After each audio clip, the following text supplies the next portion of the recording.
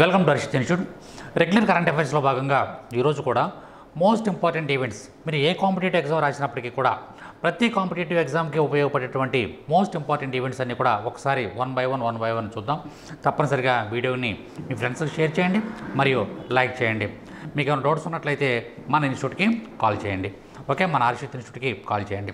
సరే, ఇక్కడ మనకి వన్ బై వన్ చూద్దాం. ఫస్ట్ బిట్, ఇక్కడ మనకి ఇచ్చినటువంటి వాటిలో ఇటీవల వార్తల్లో చూసిన లడక్ జంస్కార్ ఫెస్టివల్ గురించి క్రింది ప్రకటనలను పరిశీలించండి. ఇక్కడ మీరు జాగ్రత్తగా గమనించండి. ఇటీవల వార్తల్లో చూపినటువంటి లడఖ్లో జరుగుతున్నటువంటి జంస్కార్, ఇది లడక్ అనేటువంటి ప్రాంతంలో, లడక్ మన బాగా జమ్మూ కాశ్మీర్ అండ్ లడక్ ఆ ప్రాంతంలో జరుగుతున్నటువంటి జంస్కార్ ఫెస్టివల్ గురించి క్రింది ప్రకటనలను పరిశీలించండి అని చెప్పేసి చెప్పడం జరుగుతుంది. Consider the following statements about the Ladakh Zanskar festival recently seen in the news. ఇక్కడ మనకి ఆ ఫెస్టివల్ అద్భుతంగా జరుగుతుంది. దానికి సంబంధించిన రెండు స్టేట్మెంట్లను చూద్దాం. స్టేట్మెంట్ నెంబర్ 1, ఇది జంస్కార్ సంస్కృతికి సంబంధించిన వార్షిక 2 రోజుల సాంస్కృతిక వేదిక. It is an annual 2-day cultural celebration of Zanskar culture. ఆ జంస్కార్ ప్రాంతంలో ఉన్నటువంటి ఆ యొక్క లోయ ప్రాంతంలో ఉన్నటువంటి ఇది ఒక కల్చర్. ఆ ప్రాంతంలో నిర్వహించబడేటువంటి annual 2 days culture. It is an annual 2-day cultural celebration of Zanskar culture. అని మనకేంటంటే ప్రతి సంవత్సరం కూడా ఒక 2 రోజులు ఈ యొక్క ఫెస్టివల్ని నిర్వహించడం అనేది జరుగుతూ ఉంటుంది. కాబట్టి ఇక్కడ మనకి ఫస్ట్ స్టేట్మెంట్ అనేది కరెక్ట్ స్టేట్మెంట్. ఫస్ట్ ఇదా కరెక్ట్. ఇది ప్రతి సంవత్సరం కూడా 2 రోజులు జరుగుతుంది, 2 రోజులు ఈ యొక్క ఫెస్టివల్ అనేది జరుగుతుంది. First point. రెండోది, ఈ వేడుకలలో చమ్ లేదా చమ్ నృత్యాన్ని సన్యాసులు విస్తృతమైనటువంటి దుస్తుల్లో ప్రదర్శిస్తారు. అంటే డిఫరెంట్ డ్రెస్స్లో ఈ యొక్క సన్యాసులు అనేవాళ్ళు ఈ యొక్క నృత్యాన్ని ప్రదర్శించడం అనేది జరుగుతుందని చెప్పేసి సెకండ్ స్టేట్మెంట్. యాక్చువల్గా లడక్ జంస్కార్ ఫెస్టివల్ యొక్క 9th ఎడిషన్, 9వ ఎడిషన్, ఇప్పుడు 9th ఎడిషన్ జరుగుతుంది. ఎప్పటి నుంచి ఎప్పటి వరకు జరుగుతుందంటే సెప్టెంబర్ 13th and 14th. ఇక్కడ మనకి సెప్టెంబర్ 13th and 14th ఈ 2 రోజులు కూడా 13th and 14th ఈ 2 రోజులు కూడా ఈ యొక్క ఫెస్టివల్ జరుగుతుంది లడఖ్లోని జంస్కార్ వ్యాలీలోని సాని అనేటువంటి గ్రామం ప్రధాన కేంద్రం. దానికి ఈ యొక్క ఫెస్టివల్కి లడఖ్లోని జంస్కార్ వ్యాలీలోని సాని అనే గ్రామం ఇది ప్రధానమైనటువంటి కేంద్రంగా మనం చెప్పుకోవచ్చు. ఇక్కడ మనకి ఇది ఆ ప్రాంతం యొక్క సంస్కృతిని, సాంప్రదాయాన్ని, వాళ్ళ యొక్క ఐక్యతను తెలియజేసేటువంటి అతి ముఖ్యమైనటువంటి 2 రోజుల పండుగ. ఏ 2 రోజులు అంటే సెప్టెంబర్ 13, 14 నిన్న ఈరోజు ఈ యొక్క ఫెస్టివల్ నిర్వహించడం అనేది జరుగుతుంది. కాబట్టి statement number 1 is right. And statement number 2 కనుక చూసుకున్నట్లయితే ఈ పండుగ సమయంలో ఇక్కడ అనేకమైనటువంటి జానపద నృత్యాలు నిర్వహించడం జరుగుతుంది. అంతేకాకుండా చామ్ అనేటువంటి నృత్యాన్ని కూడా ప్రదర్శించడం అనేది జరుగుతుంది. అయితే సన్యాసి దుస్తుల్లో సన్యాసులు రకరకాలైనటువంటి విన్యాసాలు చేయడం అనేది జరుగుతుంది. అంతేకాకుండా అనేక జానపద నృత్యాలు దీంట్లో ఉంటాయి. యాక్చువల్గా ఈ జంస్కార్ ప్రాంతంలో పర్యాటక రంగాన్ని ప్రోత్సహించడానికి ఇది బాగా ఉపయోగపడుతుంది. ఆధ్యాత్మిక రంగమైన, కళాత్మకంగాను ఇది చాలా ఉపయోగకరమైనటువంటి పండుగ. అనేక వేల మంది ఈ యొక్క ఫెస్టివల్ని చూడడానికి ఇతర ప్రాంతాల నుంచి ఇక్కడికి రావడం అనేది జరుగుతుంది. So second statement is also right. కాబట్టి మనకి ఎగ్జామినేషన్ పాయింట్ ఆఫ్ వ్యూలో జంస్కార్ అటువంటి పండుగ ఎక్కడికి అంటే లడఖ్ ప్రాంతానికి సంబంధించినటువంటి పండుగ మనం గుర్తుంచుకోవచ్చు. ఓకే, సెకండ్ బిట్ చూద్దాం. సర్ఫేస్, ఇక్కడ మనకి vertical launch short range surface to air missile VLSRSM ఇది సంబంధించి క్రింది ప్రకటనలను పరిశీలించండి అని చెప్పేసి అన్నాం. ఇచ్చినటువంటి వాటిని సంబంధించి క్రింది ప్రకటన పరిశీలించండి. ఎన్ని ప్రకటనలు ఇచ్చామంటే ప్రకటన ఇక్కడ మనకి 2 స్టేట్మెంట్లు ఇవ్వడం జరిగింది. ఏమంటామంటే ఇది ఇక్కడ మనకి దానికి ఈ యొక్క VLSRSAM with reference to the vertical launch short range surface to air missile VLSRSAM consider the following statements. వాటిలో మనకి ఏమంటామంటే ఫస్ట్ ఏమంటామంటే ఇది స్వల్ప శ్రేణి ఉపరితలం నుండి ఉపరితలానికి, అంటే ల్యాండ్ టు ల్యాండ్. ఇక్కడ ల్యాండ్ మీద ప్రయోగిస్తాం, అది అలాగే వెళ్ళి మళ్ళీ ఇంకో ల్యాండ్లో ఉన్నటువంటి విజయవాడలో ప్రయోగించాం, ఏ వైజాగ్ వెళ్ళి అక్కడ ప్రాంతాన్ని డిస్ట్రాయ్ చేస్తుంది. లేదా విజయవాడలో ప్రయోగించాం, అది వెళ్ళి ఇక్కడ హైదరాబాద్లో ఒక ప్రాంతాన్ని డిస్ట్రాయ్ చేస్తుంది, ఒక ప్రాంతాన్ని. కాబట్టి ల్యాండ్ నుంచి బయలుదేరి మరలా ల్యాండ్ మీద పడితే కనుక దాన్ని సర్ఫేస్ టు సర్ఫేస్ అంటాం. ఇక్కడ మనకి short range surface to surface missile అని చెప్పేసి అన్నాడు. కానీ ఇది ఈ స్టేట్మెంట్ రాంగ్. ఎందుకు రాంగ్ అని చెప్పేసి అంటే ఇది సర్ఫేస్ టు సర్ఫేస్ కాదు, సర్ఫేస్ టు ఎయిర్ మిసైల్. ఇక్కడ మనకి సర్ఫేస్ ఇక్కడ మనకి ఉపరితలం మీద బయలుదేరుతుంది, మన భూమి మీద బయలుదేరుతుంది. బయలుదేరి గాలిలో ఉన్నటువంటి ఆబ్జెక్ట్స్ ఏదైనా యుద్ధ విమానాలు కానీ ఇంకోటి ప్రయాణం చేస్తూ ఉంటుంటే సర్ఫేస్ నుంచి వెళ్ళి వాటిని ఢీ కొట్టడం అనేది జరుగుతుంది. కాబట్టి దీన్ని ఏమంటామంటే సర్ఫేస్ టు ఎయిర్ మిసైల్గా మనం చెప్పుకోవచ్చు.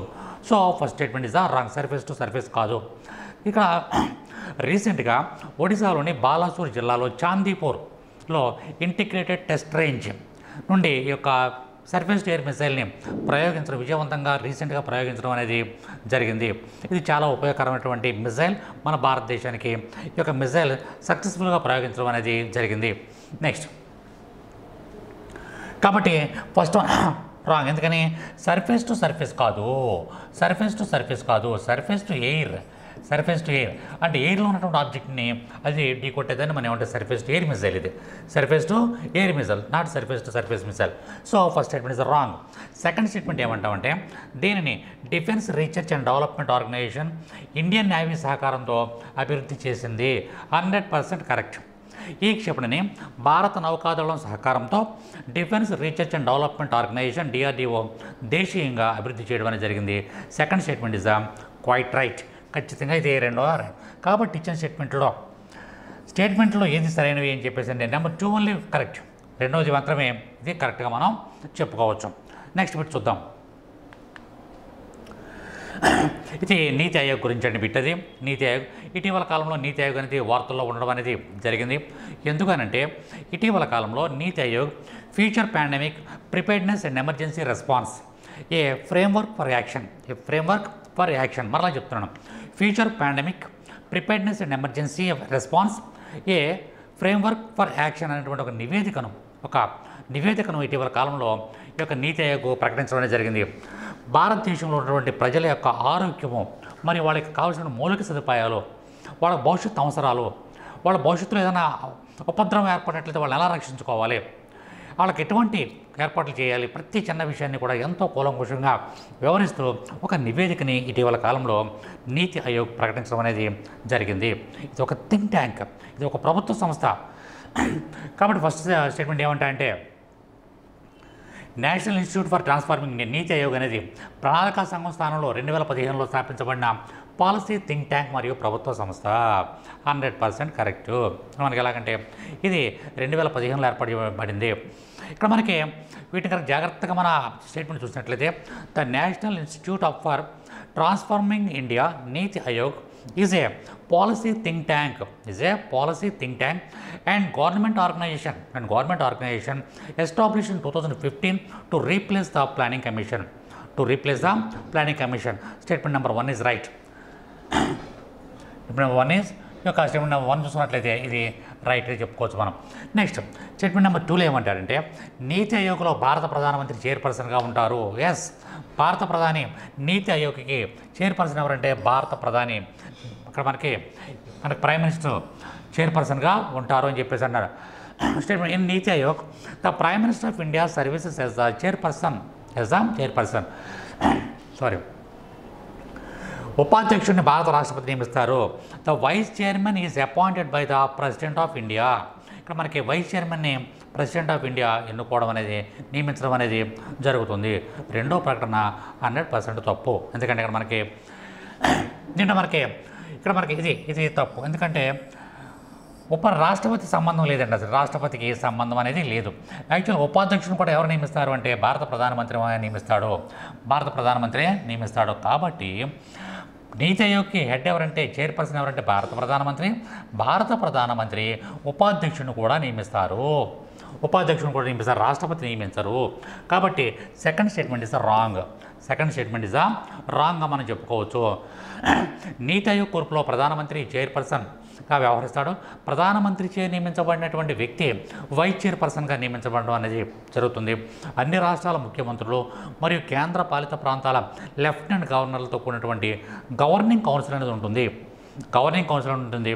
ఇది దేని యొక్క స్థానంలో వచ్చినటువంటిది అంటే ప్రణాళికా సంఘం యొక్క స్థానంలో దీన్ని 2015లో ఏర్పాటు చేశారు. సో రాష్ట్రపతికి ఇచ్చారు కాబట్టి ఇది రెండో స్టేట్మెంట్ అనేది రాంగ్. దాని ప్రకారం చూసుకున్నట్లయితే ఇక్కడ మన ఆప్షన్లన్నీ కూడా చదువుకుంటే టైం ఎక్కువ లేదు కాబట్టి మనకి స్టేట్మెంట్ నెంబర్ 1 ఇస్ ఇక్కడ చూడండి, వీటిలో ఆప్షన్ సిలో statement number 1 is correct. Statement number 1 is correct. Statement number 1 is correct, but statement number 2 is incorrect. 2 is ఇన్కరెక్ట్గా మనం చెప్పుకోవడం అనేది జరిగింది. Statement number 1 is correct, statement 2 is incorrect.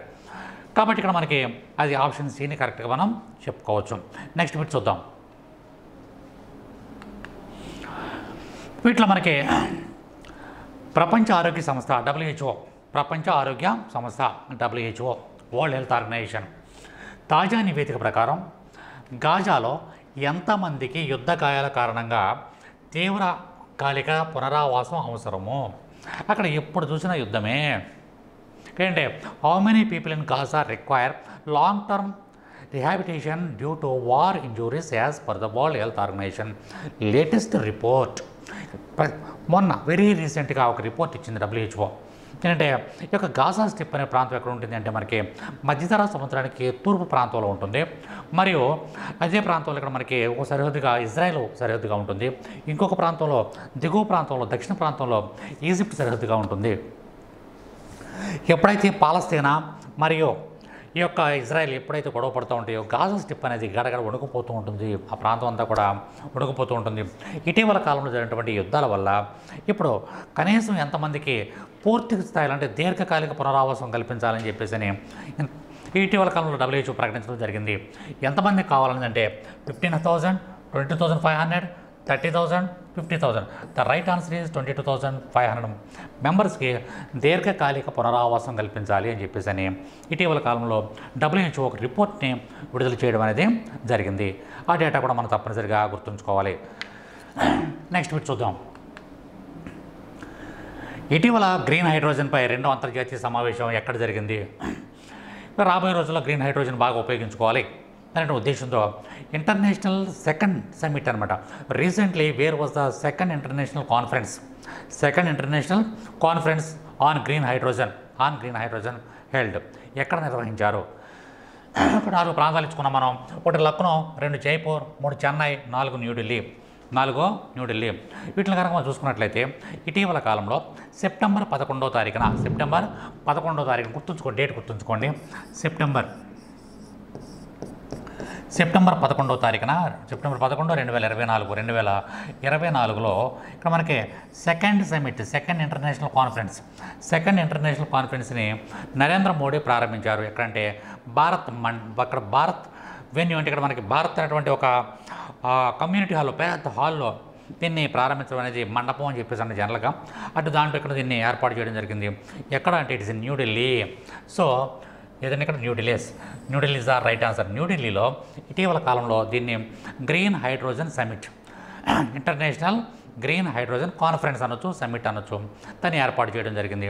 అది ఎన్ని రోజులు జరుగుతుంది అంటే ఇక్కడ మనకి సెప్టెంబర్ ఇక్కడ మనకి 11th, 12th, 13th ఈ 3 రోజులు కూడా ఈ యొక్క సమ్మిట్ ఢిల్లీలో జరుగుతుంది. రాబోయే రోజుల్లో ప్రపంచంలో ఉన్నటువంటి అగ్రగామి సంస్థగా అంటే గ్రీన్ హైడ్రోజన్ ఉపయోగించేటువంటి దేశాల్లో ఉన్నతమైనటువంటి దేశంగా మన దేశాన్ని అభివృద్ధి పరచుకోవాలి.